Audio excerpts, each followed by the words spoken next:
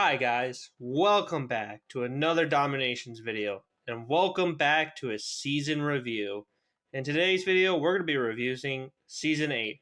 But before I start the video, guys, it's been a long time since I've made a Dominations video.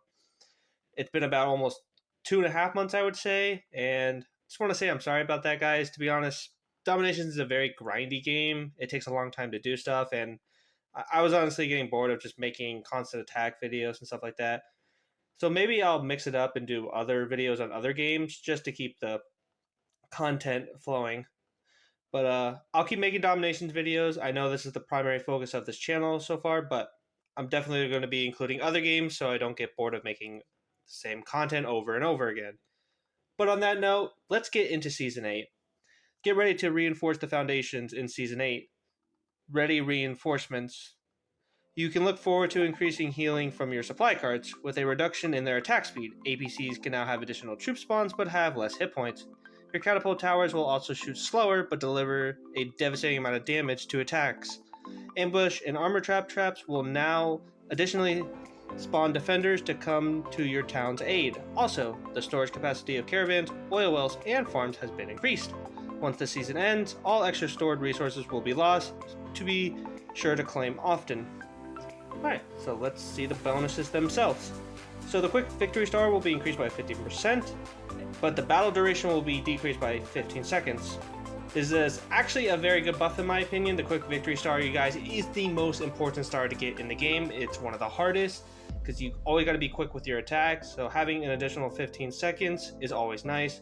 The battle duration being debuffed, it's not that important. Your attacks should usually end within 2 minutes or 2 minutes 30 tops. You always have to go for the best time in World War. So, very good buff, in my opinion. Barrage damage is plus 25%. That's okay. Not really in the same buff. Barrage is not really that amazing anyway. Supply card attack speed is minus 25%, but the healing is plus 60%. I could see that being really good. I'll test it out in a couple battles. Fighter hit points is increased by 40%, and the damage is reduced by 20%. That's a really good buff in my opinion. Fighters, you can usually have a ton of damage as it is already, and having just a minus 20% debuff shouldn't be too bad of a difference. But getting 40% more hit points in your fighters, man, fighters are going to be really tanky this season. This is probably the best buff this season, guys. So definitely be using fighters this season. ABC max deployment amount is plus 2, and the trade-off is hit points minus 15%.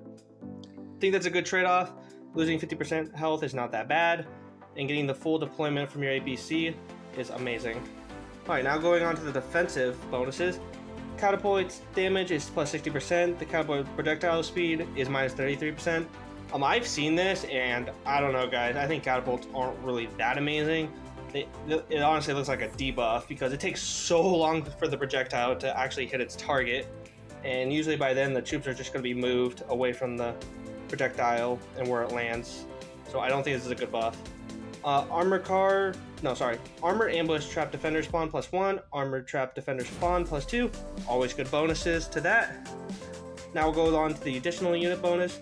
Usually there's always a couple generals that get buffed in their damage, and this time it's going to be Alexander and Hannibal, both by 50%. The unique general, Genus Kai's damage plus 50%.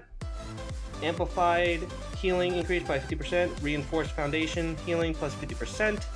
Those are both for the drone. So if you're not in the drone engine, you don't have the drone, don't worry about those two bonuses. APC troop tactics are also buffed.